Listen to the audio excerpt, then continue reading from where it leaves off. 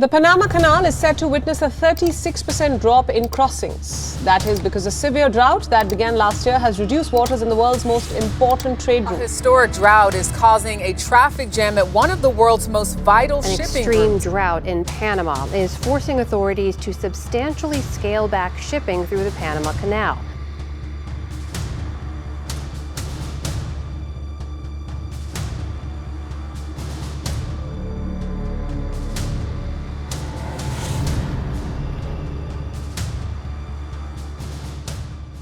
On January 11th, the Danish giant Maersk, the second largest container shipping company in the world, announced that its ships linking Australia and New Zealand on one hand and the cities of Philadelphia and Charleston on the east coast of the United States on the other hand, which are supposed to pass through the Panama Canal, will stop using the canal and will have to use the land bridge strategy, meaning using Panama's ports and railroad to serve the containers. Now, why is this alarming news? Because the Canal Authority was forced to reduce the number of ships passing through their cargo capacity due to the decrease in the water level in the canal. In much clearer words, Panama Canal is drying up. As a result, the ships carrying cargoes from Australia to the east coast of America will unload the goods at the port of Balboa as soon as they arrive west of Panama. Subsequently, the containers will be loaded onto a railway line running along the canal for approximately 50 miles until the containers are reloaded at the port of Manzanillo. This railway line is transporting containers in both directions and is jointly owned by the Canadian Pacific Kansas City Railway and the American company MyJack Products. It's operated by the Panama Canal Railway Corporation. So folks, as it seems, we have some serious questions to answer. Like, what the hell's going on with the Panama Canal? The human engineering marvel and one of the most critical maritime passages in the world and the most significant competitor to the Egyptian Suez Canal. Why have shipping companies opted out of the canal and started redirecting their ships? How are the Panamanians dealing with a crisis that came out of the blue? And how will this crisis affect global trade? Today, I'll tell you the answers for all of that. I am Ashraf Ibrahim, and this is your Economic Informant.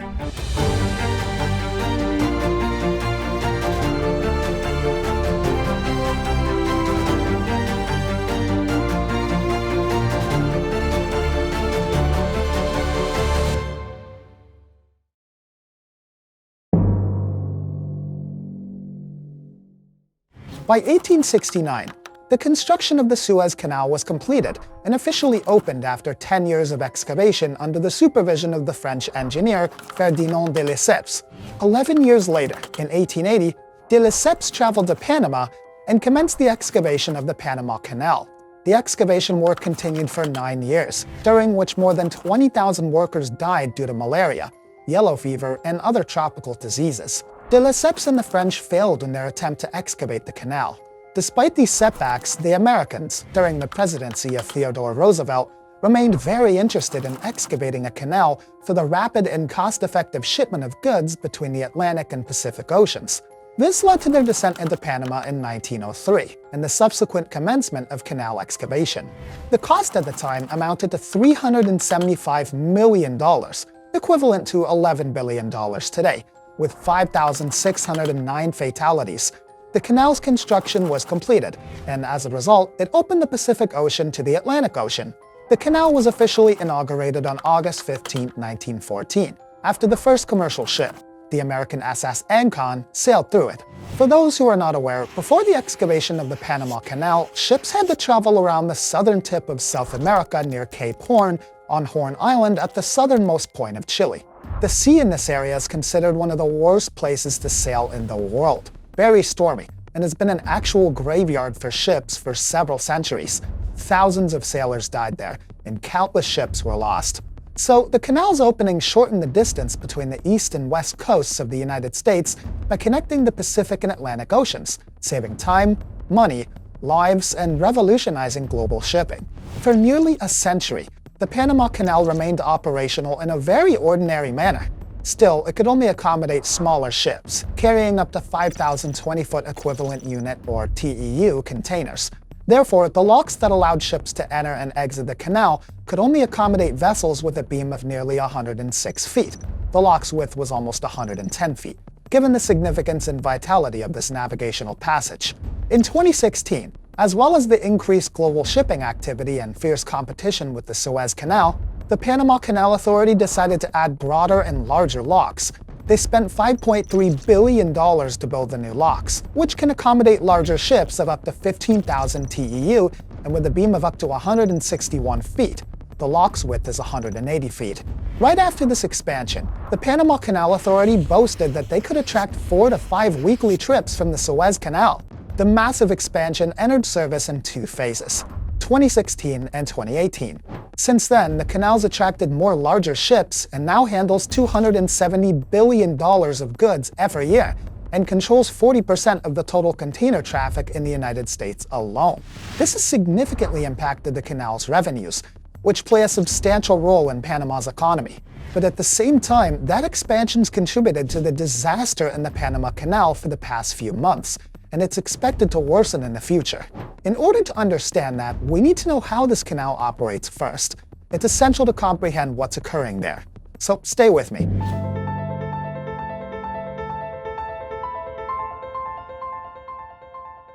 Let's assume there's a ship carrying a load of soybeans from the USA East Coast to China. The vessel will enter the Panama Canal's Atlantic Ocean side, then it'll pass through 3 locks to be lifted 85 feet above the ocean surface. How? The ship will be pulled into the first lock or chamber by 2 trains on either side of the lock. After that, the lock gate will close, and water will be released from the upper lake to fill the chamber. As a result, the ship will rise by about 28 feet. When the water level equals that of the second lock, the vessel will be pulled into the second lock or chamber, and the gates will be closed. Then, water will be released to fill the second chamber, and the ship will rise again by another 28 feet. When the water level in the second and third locks becomes equal, the vessel will be pulled into the third chamber, and the gates will be opened. The water will be released, causing the vessel to rise by approximately 28 feet until it reaches the surface level of Garden Lake. After that, the ship will traverse through Panama to the west. However, to exit into the Pacific Ocean, it needs to be lowered to sea level.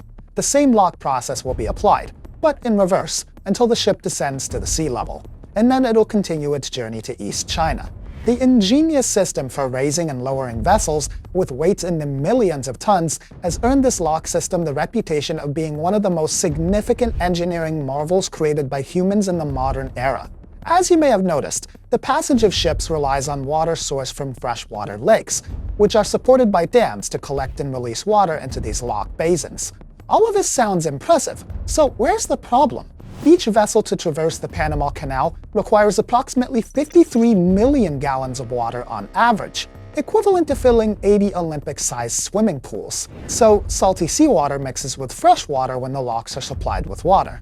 Consequently, the fresh water from the lakes is discharged into the ocean so that the remaining water doesn't become salty. This results in the loss of vast amounts of water with the passage of each ship. The canal accommodates an average of 36 to 38 vessels per day regularly. Can you imagine the amount of water the Panama Canal needs daily to operate its locks, with most of it discharged into the ocean? The locks of the Panama Canal primarily rely on 2 lakes, Garden Lake, with an area of 425 square kilometers, and Madden Lake, also known as Alajuela Lake, with an area of about 51 square kilometers. These 2 lakes are Panama's main source of fresh drinking water, catering to the drinking needs of half the population, which is approximately 4.3 million people. Additionally, local agricultural communities depend on these lakes for irrigation. That's why it's not feasible for salt water from the ocean to mix with the fresh water from the lakes, and as a result, the Panama Canal disposes of most of its water into the sea. These artificial lakes depend on rainfall. The rainy season in Panama usually starts from late April to November each year, replenishing these lakes, with Garden Lake being the largest among them. They, in turn, supply the locks of the canal. However, what happened in 2023, and is still expected to persist, is that Panama experienced its most giant drought wave since 1950 in October of the previous year. In October, rainfall was 41% below average, and it's anticipated that this decrease will continue until the next rainy season in late April. Therefore, we observed the main reservoir of the Panama Canal, Garden Lake, experiencing unprecedented low water levels for this time of the year. These water levels are expected to further decrease in the coming months. The water level in the lake is now close to the lowest point ever recorded during the rainy season, Due to the dual demand for lake water from both the canal and the population, the lake faces a daily water deficit of 793 million gallons.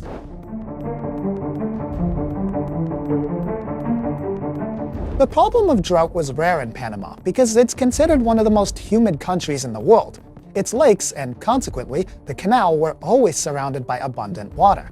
However, all of this has become a thing of the past, and the reason is the phenomenon of global warming, which leads to the occurrence of a climatic phenomenon known as El Niño. El Niño phenomenon disrupts the rotation of the atmosphere, weakening or deflecting the winds that could bring rain to Panama and other tropical countries. As a result, El Niño brings dry climatic conditions characterized by an increase in ocean temperatures. Ultimately, this results in very little rainfall, meaning less lake water. Consequently, Lake Gatun is being drained more rapidly, and the higher temperatures also accelerate the evaporation process.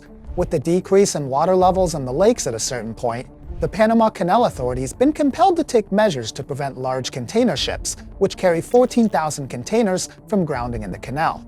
They've decided to reduce the daily transit operations from 38 vessels to only 24 vessels per day, and this number may decrease further in the coming months. They've also lowered the ship's draft, which is the distance between the bottom point of the ship's hull and the waterline. Measuring this draft informs us of the water the vessel needs to navigate safely without grounding. The draft increases when a vessel's loaded with heavy cargo as it sinks deeper into the water, and vice versa. The natural operational draft of the Panama Canal was 50 feet, and it's now been reduced to 44 feet. Consequently, shipping companies have had to lower the cargo capacity of their ships by up to 40% to ensure safe passage through the canal. Climate change wasn't the sole reason for the current critical situation of the Panama Canal. The expansions carried out in 2016 and 2018 were another major factor. They installed new massive locks to accommodate large ships and enhance traffic flow. At the same time, they failed to consider and build a new reservoir to supply enough fresh water to operate these new locks. As a result, congestion began at the entrances and exits of the canal due to the increased number of expected ships. Some ships waited for more than 2 weeks, standing in the water on either side of the canal. In severe weather conditions with strong winds, this heightened the risks of accidents and collisions between vessels. Most vessels paying to expedite their passage through the canal carry oil and gas, because they face significant fines if they arrive late to their destination. For instance, on November 8th, the Japanese ENEOS Group was compelled to pay $4 million in addition to the usual canal transit fees, which amounted to $400,000, to expedite the passage of one of its liquefied petroleum gas (LPG) carriers. Other shipping companies, unable or unwilling to pay these substantial amounts, either wait in line or decide to reroute their ships to the Suez Canal. This choice is made before the Red Sea region becomes volatile, or it changes the route to the southern South American route at Cape Horn in Chile, or from the Cape of Good Hope route. Alternatively, some shipping companies have chosen to unload their cargo at either end of the canal and transport it over land through Panama using trains, similar to Maersk's. However, all of these options are costly and will take more time. Okay, so have the Panamanians thought of a solution to their challenging problem? Unfortunately, all the solutions are expensive and will take several years to implement. However, two prominent solutions have recently been discussed. One is the construction of a dam on the Indio River, followed by excavation of a tunnel through the heart of a mountain to transport fresh water over 8 kilometers to Lake Gatun. According to Eric Cordoba, the water department director at the Panama Canal Authority, the initial cost of this project is $2 billion, and it'll take at least 6 years to complete. Currently, engineers in the U.S. Army are conducting a feasibility study for this project. Implementation, however, will be challenging due to the cost, and thousands of farmers and livestock breeders oppose it, as their lands will be submerged. The second potential solution currently being tested is cloud seeding. Cloud seeding, in short, involves the introduction of large salt particles into clouds to aid precipitation. However, cloud seeding is more successful in dry climates, not tropical countries like Panama. Given the circumstances the Panama Canal is facing, with uncertainties about when and how it'll end, there's a significant opportunity for the Suez Canal to attract large numbers of ships that used to transit through the Panama Canal. However, for this to happen, the Israeli war on Gaza must stop, so that the Yemen's Houthis rebels cease targeting Israeli commercial ships passing through the Red Sea. Once this is achieved, the Suez Canal can attract shipping lines accustomed to passing through the Panama Canal. The Suez Canal has two crucial advantages over the Panama Canal. its tolls are lower, and it can accommodate not only the large ships that have been passing through the Panama Canal since 2016, carrying up to 15,000 TEUs, or 20-foot equivalent units, but also the even larger ships carrying up to 21,000 TEUs. Do you think that one day, the Panama Canal could be closed due to the severe climate phenomena caused by global warming? I'll follow all your answers in the comments, guys. Thanks for tuning in. See you in the next one.